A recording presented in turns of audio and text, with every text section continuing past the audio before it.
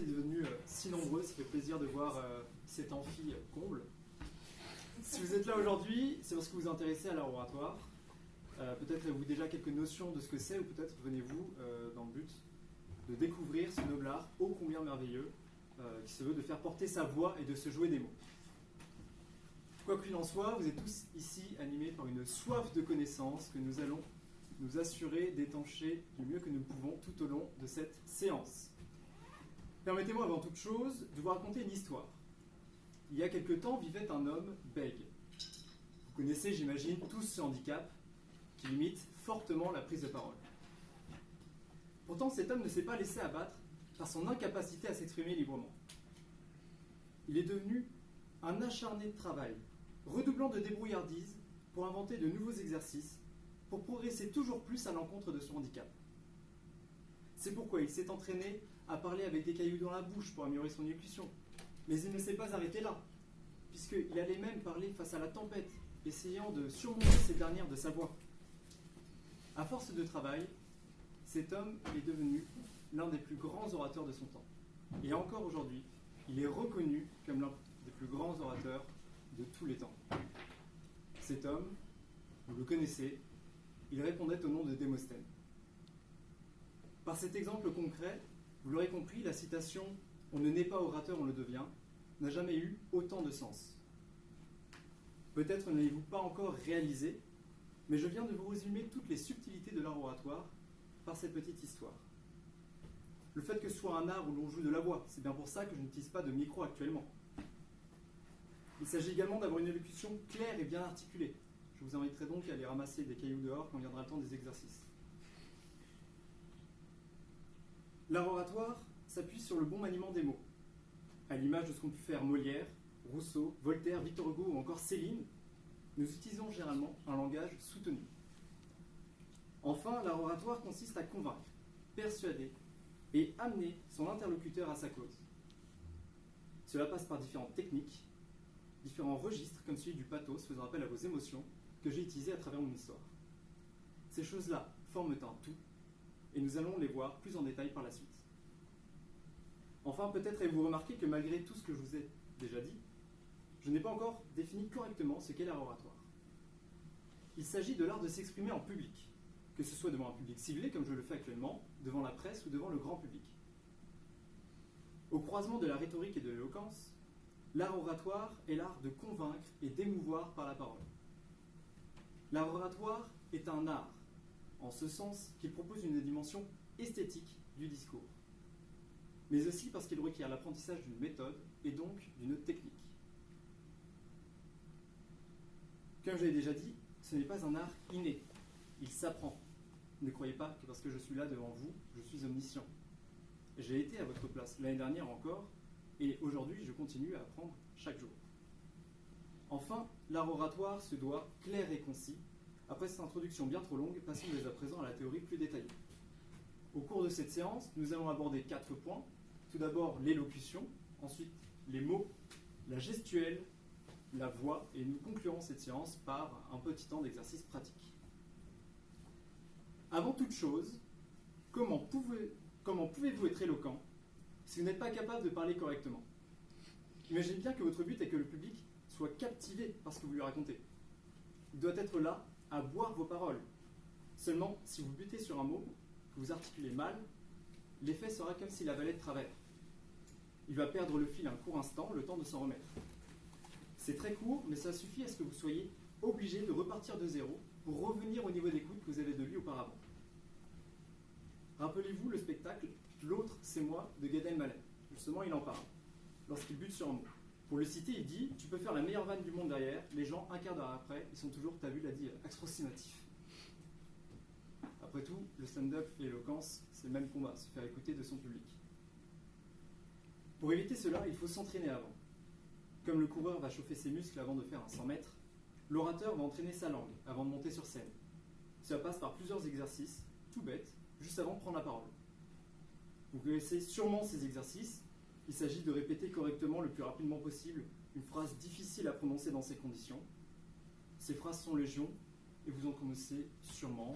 Je ne vais pas vous les apprendre, mais les chaussées de l'archiduchesse sont-elles sèches, archi-sèches, 16 chaises sèches, Dragon gradé, gradé dragon, répété, en boucle, inlassablement, très rapidement, panier piano, pruneau cuit, pruneau cru.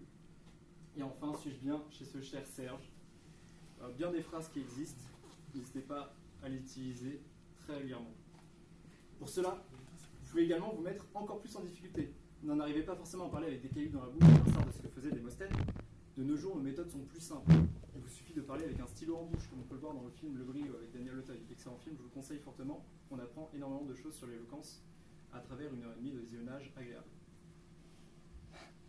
Vous verrez qu'à partir du moment où vous serez capable d'articuler sans effort, en ayant une difficulté pareille, ça n'en sera que plus facile lorsque cette difficulté aura disparu.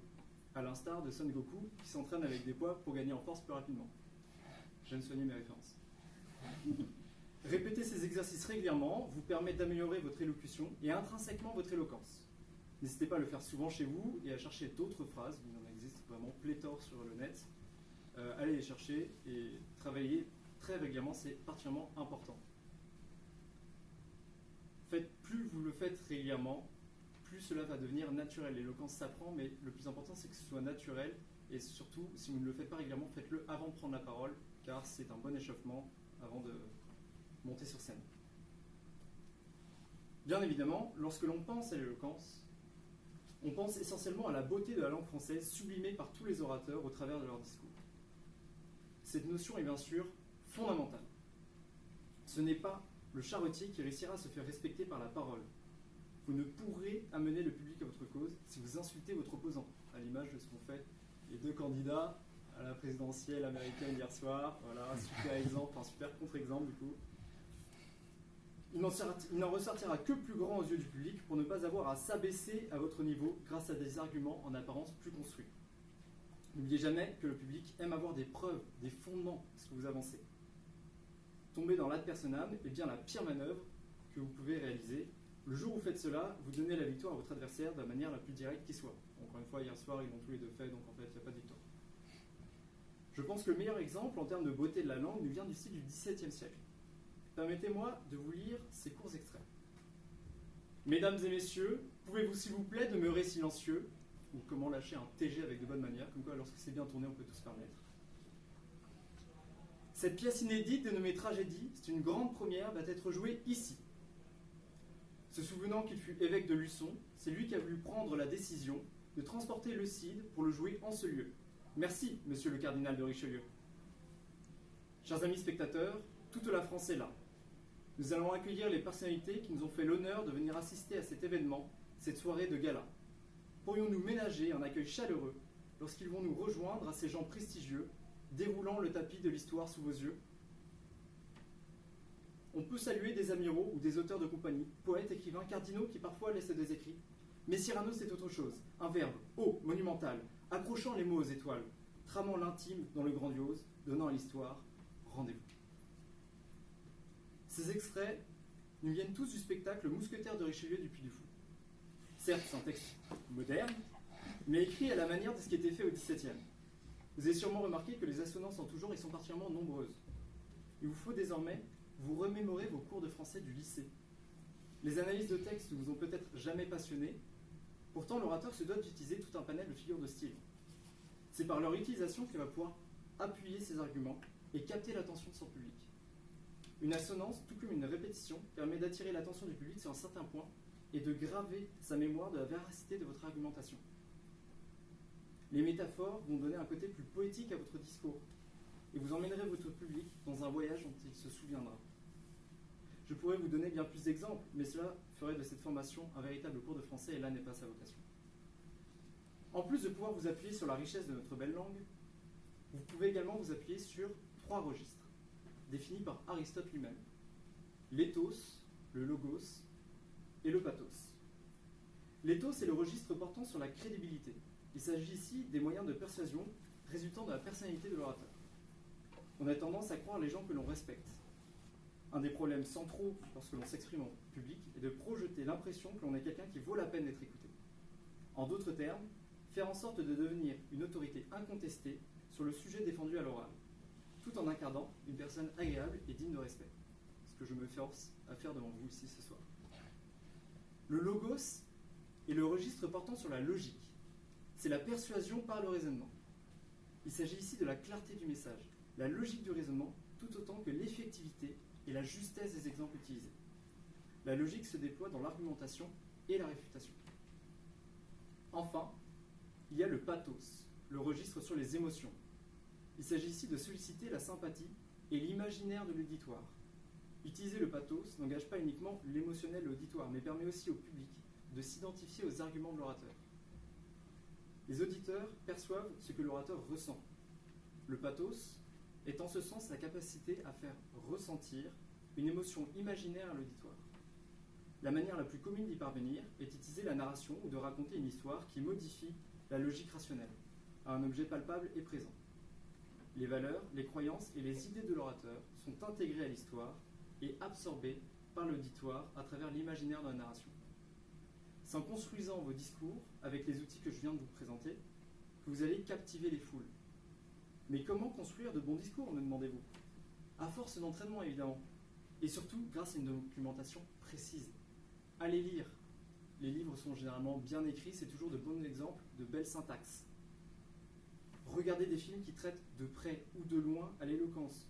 Le discours d'un roi, Le Brio, À voix haute, 12 hommes en colère, tous ces films traitent d'une manière ou d'une autre l'éloquence. Ce sont d'excellents exemples d'hommes qui s'expriment bien malgré les difficultés. Je prends l'exemple du discours d'un roi, c'est tout à fait l'histoire de Démocète qu'on a vu au début. Et enfin, allez voir des vidéos d'éloquence sur YouTube. On vit une époque incroyable, on a l'éloquence vraiment à portée de quelques clics. Voilà, Démosthène est là pour vous, on a une super chaîne YouTube. Allez voir nos vidéos, elles sont excellentes. Mais il y a aussi énormément d'autres vidéos de gens très talentueux. Il y a HEC qui met ses concours d'éloquence en ligne tous les ans. Il y a la Fédération française d'éloquence, de débat et d'éloquence qui met également énormément de vidéos. Allez les regarder et rien que à vous habituer à en voir, à en écouter, vous allez pouvoir progresser.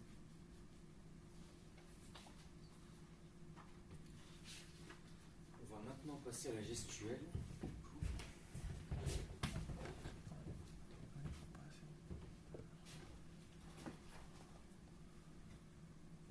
L'intelligence et la culture sont toujours les meilleures bases pour produire un discours.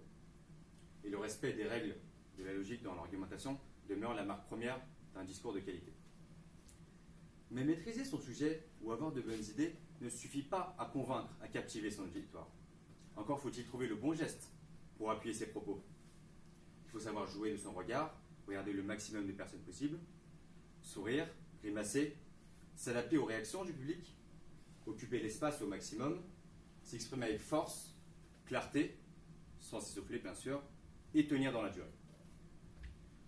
Parler, face à une assemblée, devient vite un sport de réflexe et d'endurance. Les plus grands orateurs ne sont pas que de purs esprits, ils ont aussi une aptitude particulière à mettre en scène leur corps tout entier et l'animer pour donner vie à leurs pensées. Quand vous préparez un discours, ne vous contentez pas seulement sur le texte, pas seulement sur la cohérence des idées, de l'argumentation, mais travaillez également votre habileté, votre aisance à mouvoir, à bouger. Les mots que vous employez doivent être illustrés et accompagnés d'un bon geste et d'un geste adapté en fonction de votre discours. Vous communiquez avec votre corps tout entier, notamment votre visage, vos bras, vos mains. Il faut essayer d'associer chaque idée à une émotion et surtout chercher à les vivre. Par exemple, lorsque vous avez fait un geste qui va vers le haut, par exemple un vainqueur qui lève les mains vers le haut, c'est plutôt perçu généralement comme un geste positif. Au contraire, si vous faisiez un geste qui va vers le bas, par exemple lors d'un débat où vous parlez face au camp adverse, vous parlez avec un geste vers le bas pour écraser votre interlocuteur. Cela dit, avant de chercher le bon geste, apprenez à n'en faire aucun. Au début du discours, en position debout, tombez les bras détendus le long du corps, sauf si vous êtes assis bien sûr, ou vous avez les mains posées sur la table ouvertes. C'est en commençant les bras détendus que vous pouvez ensuite faire des gestes spontanés en fonction de votre discours.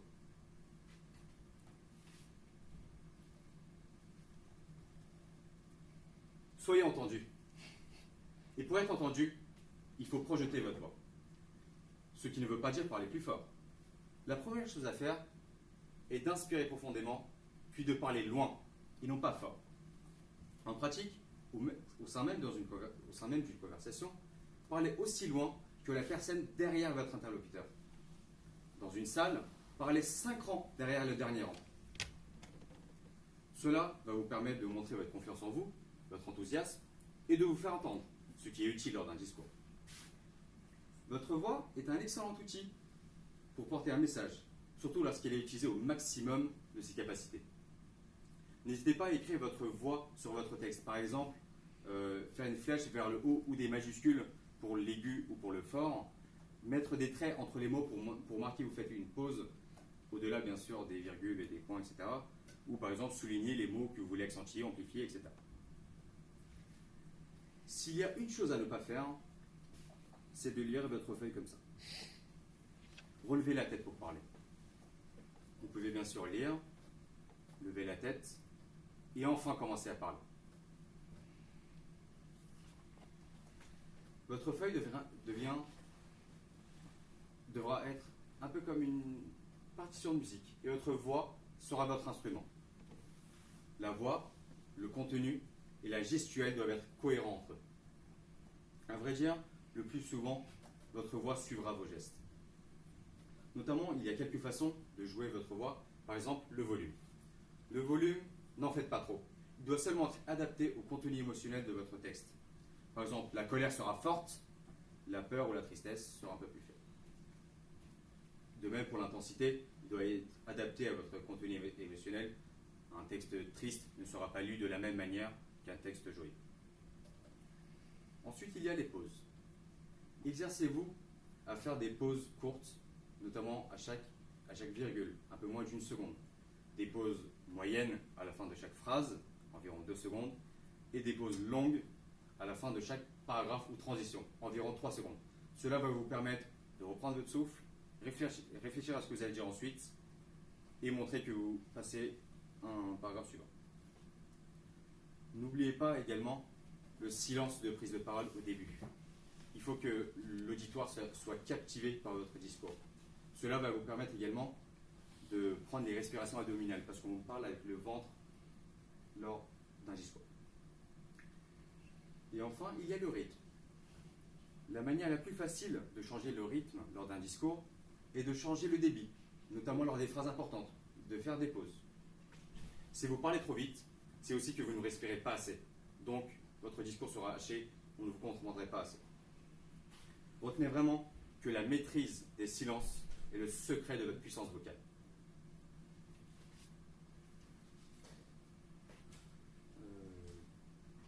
Pour conclure, lorsque vous écrivez un discours, simplifiez au maximum votre discours. N'oubliez pas que trop d'informations nuit à l'information. Soyez concret. Le public, votre auditoire, doit se sentir concerné par votre propos, qui devient le sien à travers votre oralité. Vous lui transmettez votre message. C'est avant votre prise de parole, répétez votre discours et minutez-le. Écoutez-vous et réécoutez-vous jusqu'à ce que vous parveniez à une maîtrise parfaite de vos discours. Votre texte ne sera plus qu'un support au repère du coup. On ne va pas vous tenir plus longtemps sur la partie théorique, on va passer à la partie pratique, qui permet, c'est la meilleure partie pour s'améliorer, parce que la partie théorique est bien sûr importante, mais c'est vraiment les exercices pratiques qui vont vous permettre d'améliorer nos éloquence.